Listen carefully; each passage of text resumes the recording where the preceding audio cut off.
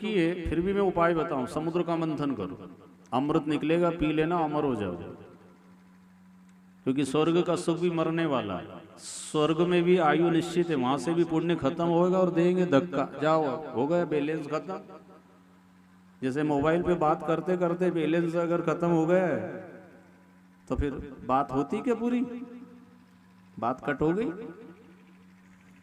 ऐसा सुख भी कभी कभी चला जाता है, बैलेंस खुट गया, पुण्य नहीं बचा। गाड़ी चलते चलते खड़ी हो जाए, पेट्रोल खुट गया। नहीं तो बीच बीच में पेट्रोल पंप वाले ने इसलिए बनाया है, ये भरवा लीजिए हो, नहीं तो कहीं भी खड़ी हो जाएगी गाड़ी। चल रही है तो बढ़िया चल रही है, पर कब खड़ी हो जाए कोई ठिकाना। इसलिए ये यहाँ पे जो अभी कथा चल रही है, ये पेट्रोल पंप के पास में ही चल रही है। हमारे सरपंच साहब भी यहाँ विराजमान है, रवि अग्रवाल जी। तो ये भी एक आध्यात्मिक पेट्रोल पंप है। आज 4 दिन हो गए, 3 दिन और बचे हैं अभी, जिन जिन को भराना हो तो यहाँ आ जाओ। ये यहाँ पुण्य भराता है, उधर वो गाड़ी में पेट्रोल से चलती है गाड़ी, ऐसे थोड़ी चल रही है कोई। ये जिंदगी भी पुण्य से चलती है, और जहाँ पुण्य खत्म हुआ तो वे दुख, अशांति, तनाव। ये तो स्वर्ग की कथा सुना रहे आपको, कोई मन गढ़ंत थोड़ी कह रहे। जब स्वर्ग में पेट्रोल खुट गया, पुण्य खुट गया, तभी तो राक्षसों ने हम ना बोला। और फिर भगवान की शरण में गए पेट्रोल भराने, तो फिर भगवान ने सलाह दी कि मैं तो यूं सबको सुखी कर सकता हूं बिना मेहनत के, लेकिन अगर बिना मेहनत के खाएंगे तो इनको लड़ाई झगड़ा के अलावा कोई सूझेगी ही नहीं। इसलिए मैंने सबको काम से लगा रखा है। कोई मेहनत करो, मजदूरी करो, धंधा करो, व्यापार करो, खेती करो। ज्यादा सुख मिलने से मन भी बिगड़ता है, बुद्धि भी बिगड़ती है, और तन भी बिगड़ता है। इसलिए शरीर को जरूरत से ज्यादा सुख नहीं देना। तो भगवान जी ने जब कहा समुद्र का मंथन करो, प्रभु कैसे निकलेगा अमृत? बोले मंदराचल पर्वत लेकर आओ, वासु की नाग की मथानी बनाओ, और एक तरफ देवता एक तरफ राक्षस, तुम दोनों मिलकर के करो। तो कहा प्रभु राक्षसों से तो हमारी पटती नहीं है। भगवान ने कहा देखो अच्छा काम करना अमृत का, तो राक्षसों को भी जोड़ लो। घर में कोई अच्छा काम है तो सारे परिवार से चर्चा करो कि भाई हम ये करना चाहते हैं।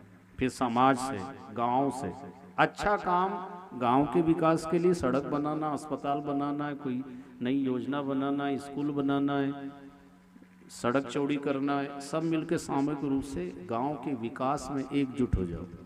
समाज का विकास हो, अपने परिवार की उन्नति करना हो, एकजुट होकर के एकता में रह कर के काम करो। और उसमें अगर कोई मूर्ख भी अगर है तो उससे मिलकर के काम, नहीं तो टांग अड़ाएगा। घर में भी कोई मूर्ख हो तो वो तो तकलीफ देगा, और परिवार में है तो तकलीफ देगा, गली मोहल्ले गांव में है तो तकलीफ देगा, काम सफल नहीं होने देगा, फेस उड़ा देगा वो। ऐसी ऐसी खोपड़ी के भी लोग हैं।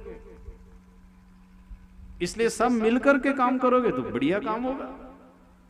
तो भगवान क्या कह रहे हैं, राक्षसों से तुम मिलो, उनको अकल नहीं है, वो मेरे पास आएंगे नहीं, उनको समझाने वाला कौन है?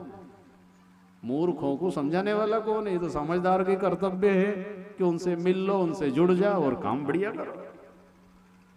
ये तो पूरी जिंदगी ऐसे निकल जाएगी, ये खराब, ये खराब, इनने ऐसा करा, इनने ऐसा करा, ऐसे करते करते जिंदगी पूरी। और आने वाली पीढ़ी को वो संस्कार दे रहे। अच्छे संस्कार आएंगे कब? जब हमारा जीवन अच्छा, हमारा व्यवहार अच्छा, और गांव में अच्छे आयोजन होंगे तो छोटे छोटे बच्चों को, बेटियों को, नई बहुओं को अच्छे संस्कार आएंगे। तो भगवान ने कहा जाओ संधि करो, उनसे मित्रता कर लो, और मैं तुम्हारा साथ दूंगा। और याद रखना, सबसे पहले कालकूट विष निकलेगा, और सबसे आखिरी में अमृत की प्राप्ति होगी। अच्छा काम करने जाओगे तो शुरू में कुछ बुराइयां भी मिलती है, लोग पहचान नहीं पाते हैं, सब अपनी दृष्टि से देखते हैं, ये तो धन के लिए कर रहे हैं, मान सम्मान के लिए कर रहे हैं, ये तो इनका स्वार्थ होगा तभी इतना आगे आगे दौड़ रहे हैं। बिना मतलब बिना फोकट के कौन आगे दौड़े भैया? क्योंकि उसकी खोपड़ी में तो वही घुसा है, जो जैसा है वैसे ही तो सोचेगा। आप चाहे निष्काम काम करना चाहते हो, सबके भले के लिए करना चाहते हो, पर वो सोचने वाला तो उसके दिमाग से सोचेगा। तो वो जहर जैसा लगेगा आपको। मैं तो इतनी मेहनत कर रहा हूँ, रात दिन लगाऊं, मेरे पैसे से पेट्रोल जलाया, मेरा खर्चा हो रहा, मैंने काम छोड़ा है, घर गृहस्थी का, परिवार का काम छोड़कर, और गांव के विकास के लिए, देश के विकास के लिए मैंने किया है, और फिर भी लोग मेरा बुरा बोलते हैं, अपमान करते हैं। अगर आप सही हैं भाई, फिर सारी दुनिया एक तरफ हो जाए, भगवान आपके साथ खड़ा हो जाएगा। और जिसके साथ भगवान खड़ा हो उसका कोई काम अटके? तो देवताओं को कहा मैं तुम्हारा साथ दूंगा, जाओ। देवता आए, राक्षसों से संधि करी, मित्रता करी, राक्षस भी मान गए। राक्षस क्या कहने लगे, ये मन तो हमारा भी होता था, पर अब पहले कौन शुरू करे, क्योंकि सब यही जो हमारी नाक कटे। कोई भी अपने को जब बड़ा मान लेता है, कुछ समझने लग जाता है, तो वो सोचता है कि मैं और उनको निवेदन करूं, मैं जाऊं, मैं पहले आगे बढ़ूं। ये अभिमान के कारण व्यक्ति भक्ति साधना उपासना में भी सफल नहीं होता है, और लौकिक भौतिक उन्नति में भी सफल नहीं होता है, क्योंकि वो अभिमान घुसा हुआ भीतर।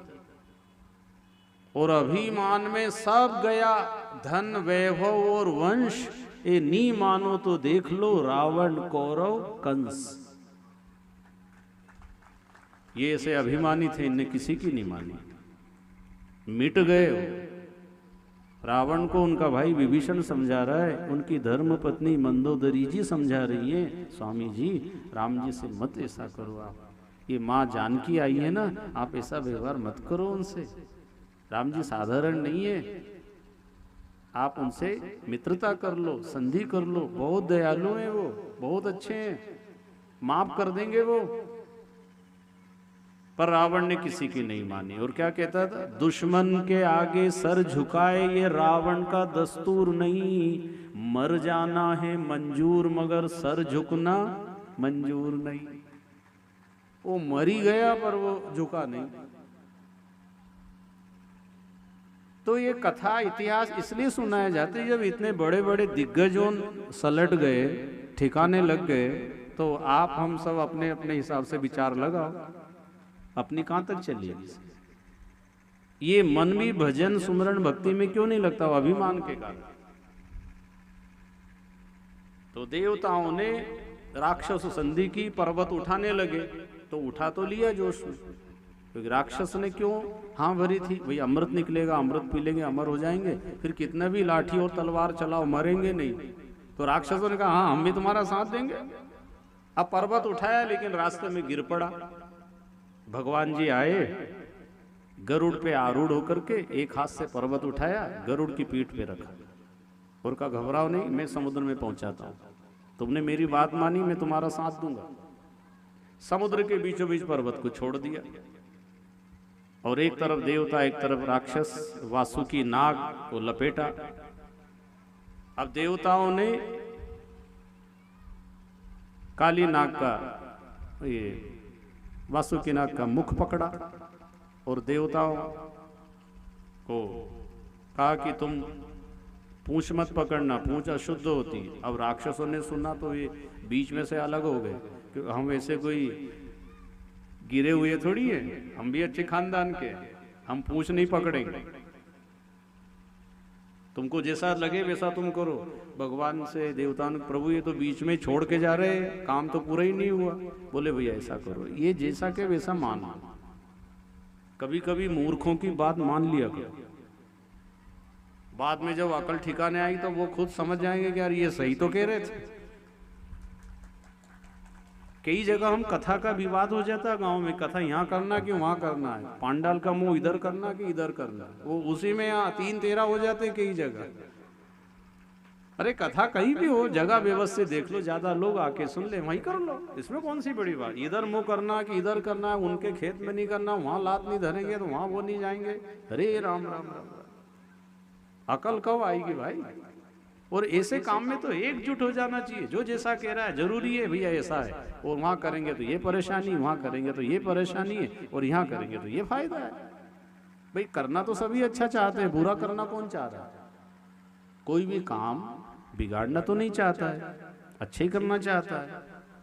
और फिर भी अगर कहीं बुरा हो रहा है तो उसको कैसे अच्छा बनाना, उसमें शामिल हो जाओ।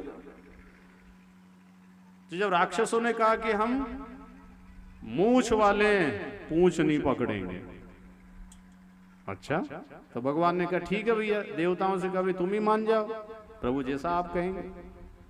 उनने पूंछ पकड़ ली और राक्षसों ने वासुकी नाग के जब मुंह पकड़ा, और जब घर्षण हुआ तो वासुकी नाग जब रगड़ खाता था तो झेर के फब्बारे हिटे और राक्षसों के ऊपर जा गए थे।